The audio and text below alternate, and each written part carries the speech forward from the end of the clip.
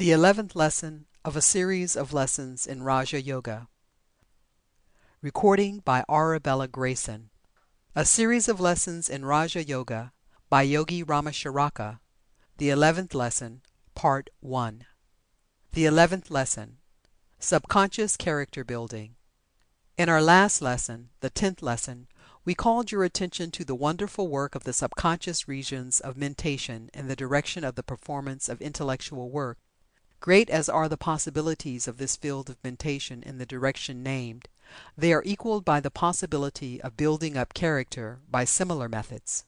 Everyone realizes that one may change his character by a strenuous course of repression and training, and nearly all who read these lines have modified their characteristics somewhat by similar methods. But it is only of late years that the general public have become aware that character might be modified, changed, and sometimes completely altered by means of an intelligent use of the subconscious faculties of the mind. The word character is derived from ancient terms meaning to mark, to engrave, etc., and some authorities inform us that the term originally arose from the word used by the Babylonian brickmakers to designate the trademark impressed by them upon their bricks, each maker having his own mark. This is interesting in view of the recent theories regarding the cultivation of characteristics which may be found in the current Western works on psychology. But these theories are not new to the yogi teachers of the East, who have employed similar methods for centuries past in training their students and pupils. The yogis have long taught that a man's character was, practically, the crude character stuff possessed by him at his birth, modified and shaped by outside influences in the case of the ordinary man, and by deliberate self-training and shaping by the wise man. Their pupils are examined regarding their characteristics and then directed to repress the undesirable traits and to cultivate the desirable ones. The yogi practice of character building is based upon the knowledge of the wonderful powers of the subconscious planes of the mind. The pupil is not required to pursue strenuous methods of repression or cultivation, but on the contrary is taught that such methods are opposed to nature's plans, and that the best way is to imitate nature and to gradually unfold the desired characteristics by means of focusing the will power and attention upon them. The weeding out of undesirable characteristics is accomplished by the pupil cultivating the characteristics directly opposed to the undesirable ones. For instance, if the pupil desires to overcome fear, he is not instructed to concentrate on fear with the idea of killing it out, but instead is taught to mentally deny that he has fear, and then to concentrate his attention upon the ideal of courage. When courage is developed, fear is found to have faded away. The positive always overpowers the negative. In the word ideal is found the secret of the yogi method of subconscious character building. The teachings are to the effect that ideals may be built up by the bestowal of attention upon them. The student is given the example of a rose bush. He is taught that the plant will grow and flourish in the measure that care and attention is bestowed upon it, and vice versa. He is taught that the ideal of some desired characteristic is a mental rose bush, and that by careful attention it will grow and put forth leaves and flowers. He is then given some minor mental trait to develop, and is taught to dwell upon it in thought, to exercise his imagination, and to mentally see himself attaining the desired quality. He is given mantrams or affirmation to repeat for the purpose of giving him a mental center around which to build an ideal. There is a mighty power in words used in this way, providing that the user always thinks of the meaning of the words and makes a mental picture of the quality expressed by them, instead of merely repeating them parrot fashion. The yogi student is trained gradually until he acquires the power of conscious direction of the subconscious mind in the building up process, which power comes to anyone, Oriental or Occidental, who will take the trouble to practice. In fact, nearly everyone possesses and actively uses this power, although he may not be aware of it. One's character is largely the result of the quality of thoughts held in the mind, and of the mental pictures or ideas entertained by the person. The man who constantly sees and thinks of himself as unsuccessful and downtrodden is very apt to grow ideals of thought forms of these things until his whole nature is dominated by them, and his every act works towards the objectification of the thoughts. On the contrary, the man who makes an ideal of success and accomplishments finds that his whole mental nature seems to work toward that result, the objectification of the ideal. And so it is with every other ideal. The person who builds up a mental ideal of jealousy will be very apt to objectify the same, and to unconsciously create condition that will give his jealousy food upon which to feed. But this particular phase of the subject properly belongs to our next lesson. This 11th lesson is designed to point out the way by which people may mold their characters in any way they desire, supplanting undesirable characteristics by desirable ones, and developing desirable ideals into active characteristics. The mind is plastic to him who knows the secrets of its manipulation. The average person recognizes his strong and weak points of character, but is very apt to regard them as fixed and unalterable, or practically so. He thinks that he is just as the Lord made him, and that is the end of it. He fails to recognize that his character is being unconsciously modified every day by association with others whose suggestions are being absorbed and acted upon. And he fails to see that he is molding his own character by taking interest in certain things and allowing his mind to dwell upon them. He does not realize that he himself is really the maker of himself from the raw and crude material given him at his birth. He makes himself negatively or positively. Negatively, if he allows himself to be molded by the thoughts and ideals of others, and positively if he molds himself. Everyone is doing one or the other, perhaps both. The weak man is the one who allows himself to be made by others, and the strong man is the one who takes the building process in his own hands. The process of character building is so delightfully simple that its importance is apt to be overlooked by the majority of persons who are made acquainted with it. It is only by actual practice and the experiencing of results that its wonderful possibilities are borne home to one. The Yogi student is early taught the lesson of the power and importance of character building by some strong practical example.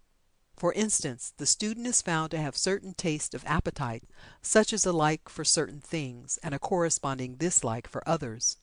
The Yogi teacher instructs the student in the direction of cultivating a desire and taste for the disliked thing and a dislike for the like thing.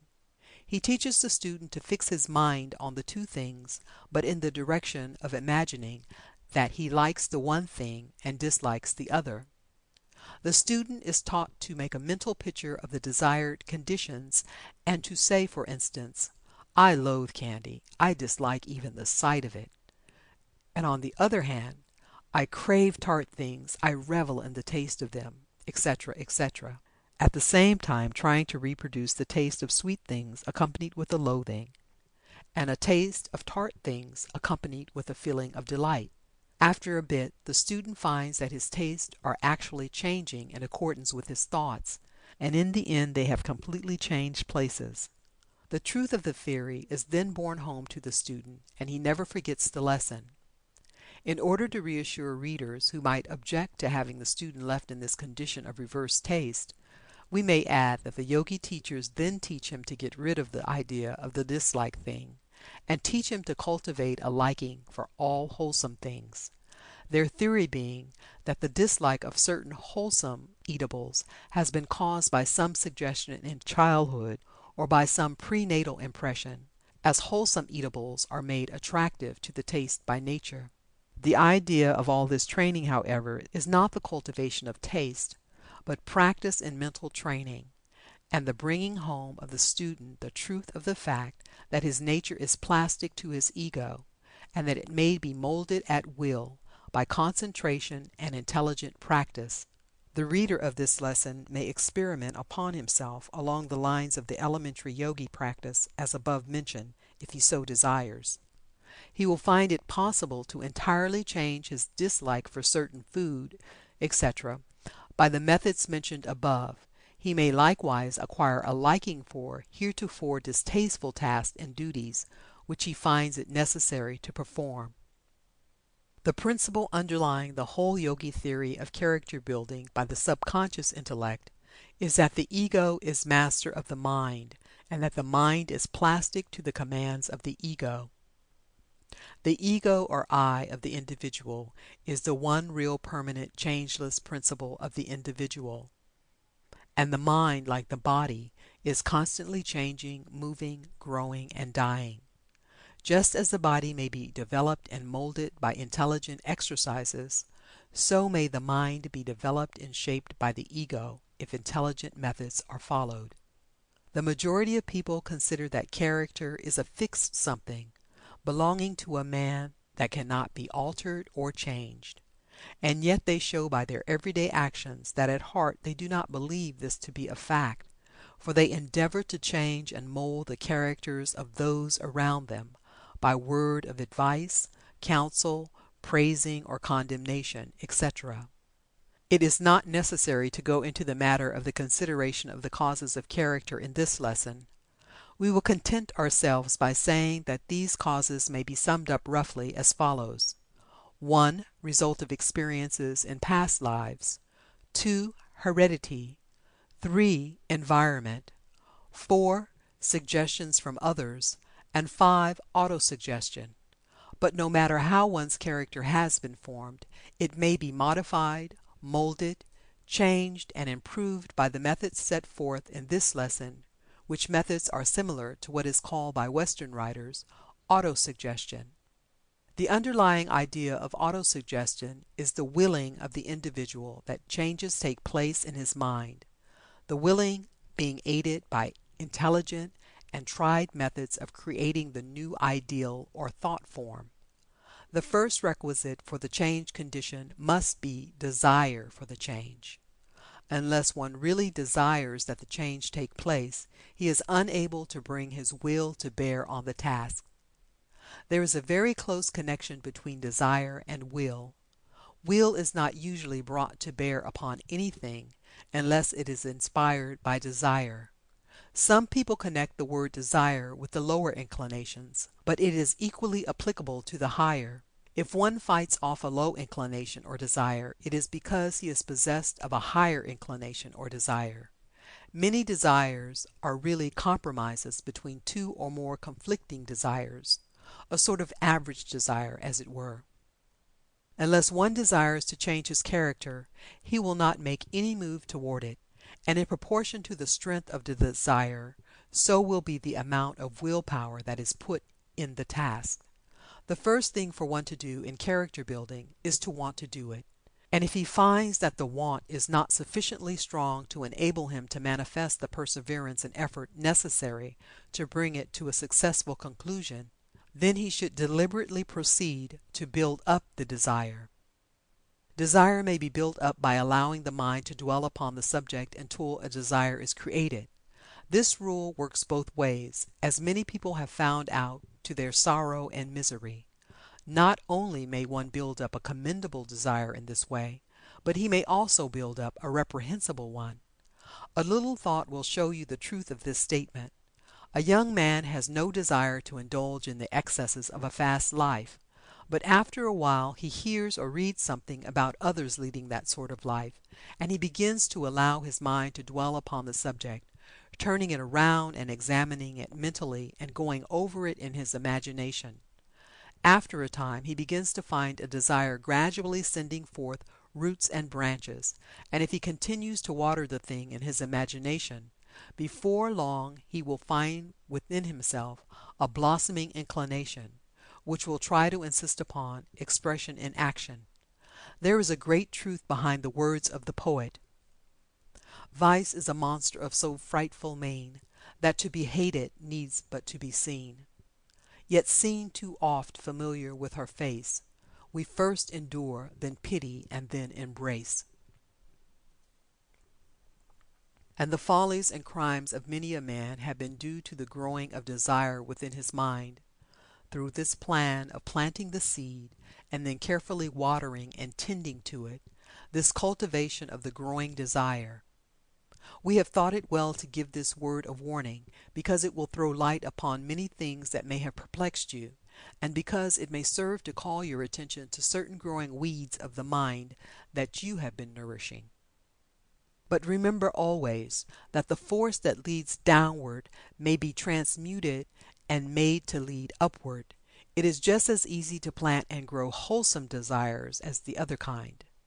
If you are conscious of certain defects and deficiencies in your character, and who is not, and yet find yourself not possessed of a strong enough desire to make the changes necessary, then you should commence by planting the desire seed and allowing it to grow by giving it constant care and attention. You should picture to yourself the advantages of acquiring the desirable traits of character of which you have thought. You should frequently go over and over them in your mind, imaging yourself in imagination as possessing them. You will then find that the growing desire will make headway and that you will gradually begin to want to possess that trait of character more and more. And when you begin to want to hard enough, you will find arising in your consciousness a feeling of the possession of sufficient willpower to carry it through.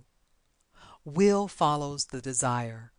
Cultivate a desire and you will find back of it the will to carry it through.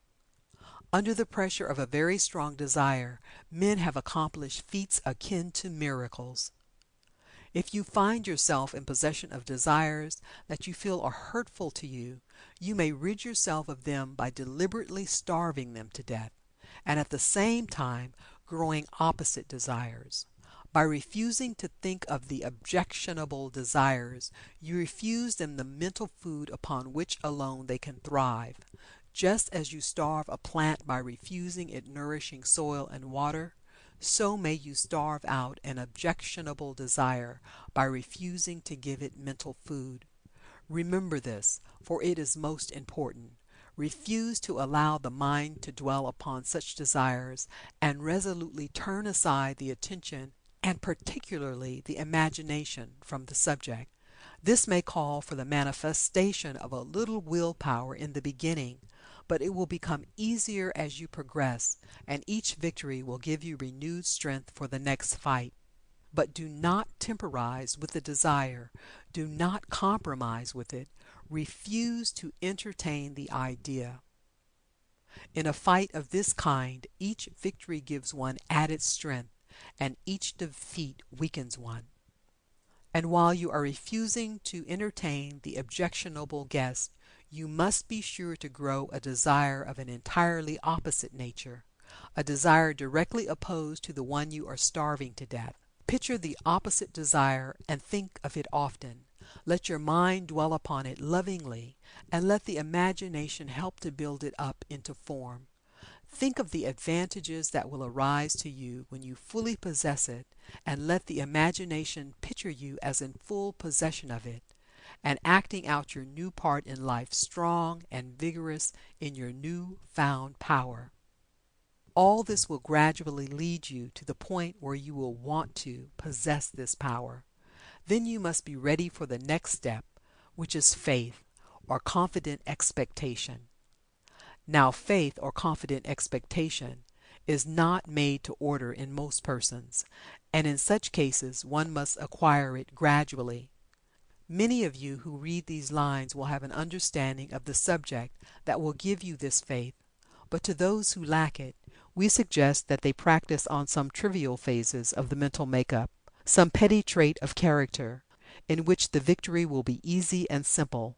From this stage they should work up to more difficult tasks until at last they gain that faith or confident expectation that comes from persevering practice. End of the 11th lesson, Part 1. Recording by Arabella Grayson.